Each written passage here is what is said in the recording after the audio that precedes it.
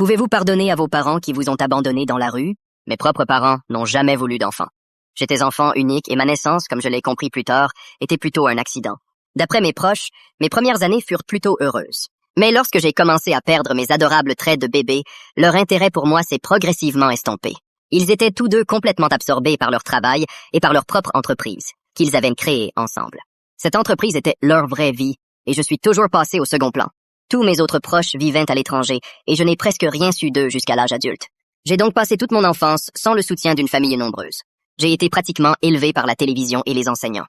Dès l'adolescence, je fêtais souvent mes anniversaires sans mes parents. Ils me donnaient simplement de l'argent et me disaient d'acheter ce que je voulais. Noël était presque pareil, et parfois même des fournitures scolaires. Après mes 10 ans, mes parents ont cessé de vouloir m'acheter un sapin de Noël. J'ai dû les convaincre de m'en acheter un faux que je pourrais monter et démonter chaque année. Et à 16 ans, j'ai demandé si je pouvais travailler à temps partiel dans leur entreprise. Le refus a été immédiat. Ils ont dit qu'il n'y avait plus de place. Ils auraient pu simplement dire honnêtement qu'ils ne voulaient pas de moi. À 18 ans, mes parents m'ont froidement annoncé que j'étais majeur et qu'ils s'attendaient à ce que je déménage au plus vite. J'avais travaillé à temps partiel pendant mes études secondaires et je n'avais pas assez d'argent pour un appartement séparé. Peu après l'obtention de mon diplôme, ils m'ont tout simplement ordonné de faire mes valises et de partir. Ils m'ont même remis un avis d'expulsion officiel, me donnant 30 jours pour le faire. Ils ne m'ont même pas aidé pour le déménagement. J'ai dû demander de l'aide au père d'un ami qui avait un camion. J'ai finalement loué un petit appartement et trouvé un emploi dans le commerce. Je n'avais aucune expérience de la vie et les études supérieures étaient hors de question. J'ai été licencié quelques mois plus tard et je me suis rapidement retrouvé sans le sou, incapable de gérer mes dépenses et de trouver un emploi stable. J'ai perdu mon logement. Je suis retourné chez mes parents, les suppliant de m'aider, mais ils ne m'ont même pas laissé entrer pour que je puisse arranger ma situation.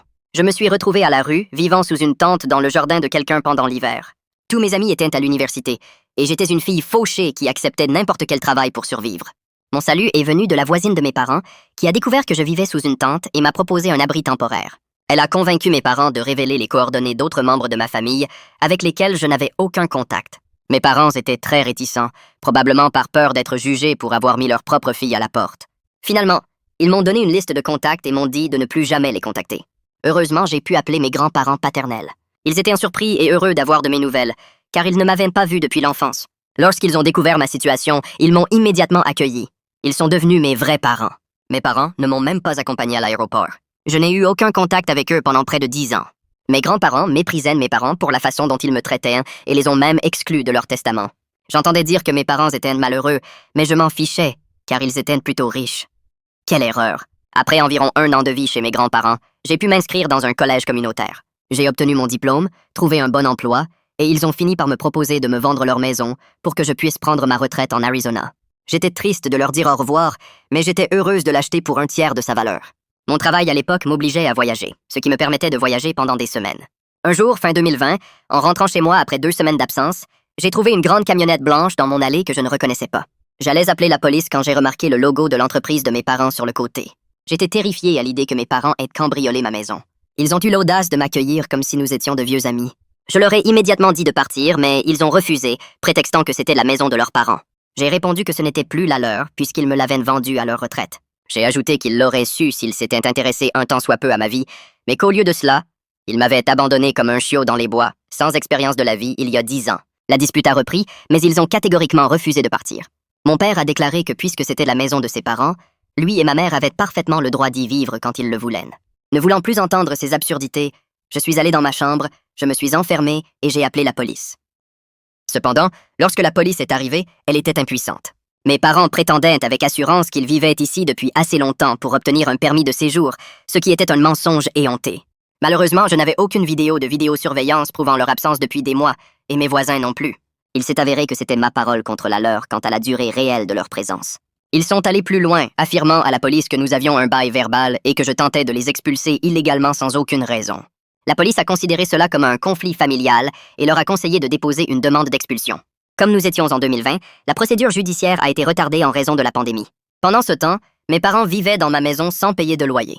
J'ai appris que leur entreprise avait fait faillite et qu'ils avaient vendu la plupart de leurs biens pour rembourser leurs dettes.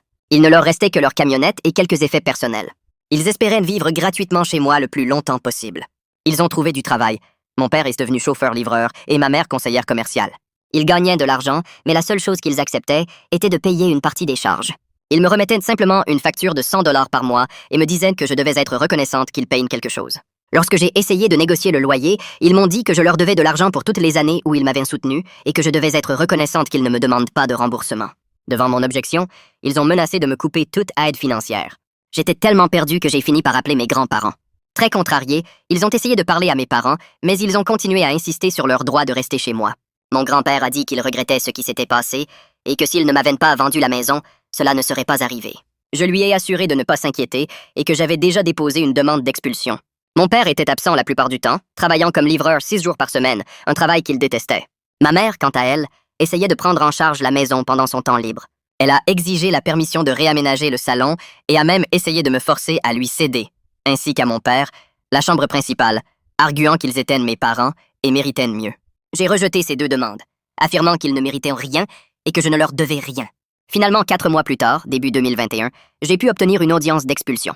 Mes parents ont contesté l'expulsion, essayant d'utiliser le fait que la maison avait été la leur et les 100 $ qu'ils avaient versés comme preuve d'un accord. Mais cela n'a pas fonctionné.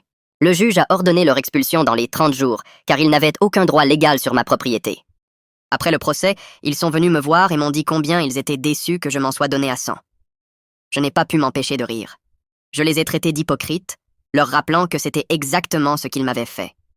J'ai dit qu'ils n'avaient aucun droit de se dire mes parents, car ils ne l'ont jamais été. Je leur ai tout raconté en face. Ils savaient que je n'hésiterais pas à appeler la police s'ils ne quittaient pas ma maison dans les 30 jours. Le jour J, mon père a paru furieux, mais ma mère, l'attrapant par l'épaule et secouant la tête, ne le laissa rien dire ni faire. Il m'a lancé un regard dédaigneux et s'est éloigné. Je lui ai ri au nez. Leur départ n'a pas été sans drame. Ils ont passé le dernier mois précédant leur départ à m'accuser, à essayer de briser ma volonté ou à m'ignorer complètement. J'avais accroché un calendrier dans le salon et chaque jour, j'utilisais un marqueur rouge pour barrer les jours restants.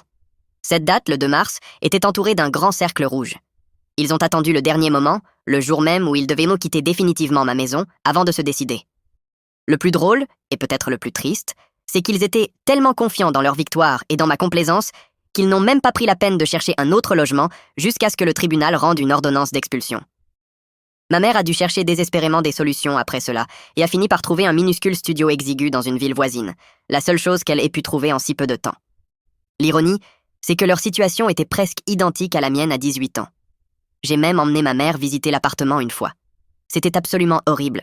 Des murs couleur de vomi, une moquette vieille de 20 ans et la seule fenêtre donnant sur un mur de briques aveugles. Il n'y avait même pas de lave-vaisselle. La cuisinière était minuscule et les toilettes avaient un besoin d'une rénovation majeure. Les murs couvraient à peine le bruit des voisins, qui, soit dit en passant, se disputaient déjà bruyamment pendant notre visite. Ma mère me regardait sans cesse avec des yeux tristes, essayant de me faire culpabiliser de devoir vivre dans un tel endroit. Et c'est ce que j'ai fait. J'ai fait semblant de ne pas remarquer les regards jusqu'à ce qu'elles cessent enfin. Ils ont immédiatement signé le bail et emménagé leurs quelques affaires dans leur nouvel appartement pendant le week-end. Ils ont aussi demandé, presque exigé, que j'enlève la commode, le lit queen size et la télévision à écran plat de ma chambre d'amis. Je leur ai dit de simplement enlever ces satanés objets, car je ne voulais rien voir dans la maison qui me rappelle leurs 5 mois d'occupation illégale. Ils m'ont regardé comme si je les traitais comme des lépreux, alors qu'ils étaient la source de tous les problèmes. Dès leur départ, j'ai immédiatement commencé à changer les serrures de toutes les portes extérieures. Toutes leurs affaires étaient déjà dans l'appartement et ils ont passé leur dernière nuit dans ma chambre d'amis. Une fois le déménagement terminé, ils sont montés dans leur camionnette et m'ont regardé arracher la vieille serrure de la porte d'entrée. Pas un mot de leur part. Je n'ai rien dit non plus. Ils sont restés assis là, à regarder jusqu'à ce que j'installe une nouvelle poignée de porte. Et puis, ils sont finalement partis. J'ai soupiré de soulagement quand la camionnette a disparu. Je pensais que le karma les avait enfin rattrapés, et qu'ils pourraient désormais vivre sous le même rocher qu'ils m'avaient préparé. Mais il s'avère que non. Mes grands-parents ont récemment reçu de leurs nouvelles. Ils ont appelé pour se vanter d'avoir lancé une nouvelle entreprise très similaire à l'ancienne, et dans le même état que moi. Malheureusement, il semble qu'ils soient déjà en passe de retrouver leur statut d'avant la pandémie. J'ai déjà trouvé des informations sur leur nouvelle entreprise en ligne. On dirait que tout va pour le mieux pour eux. Des tonnes d'avis positifs et tout. Je suis juste indigné, pour être honnête. Ils m'ont laissé sans abri, puis ont squatté ma propre maison pendant des mois, pratiquement gratuitement, et maintenant, ils redeviennent les mêmes hommes d'affaires snobs et ivrognes. Si le karma existe vraiment, il semble mettre trop de temps à se mettre en place.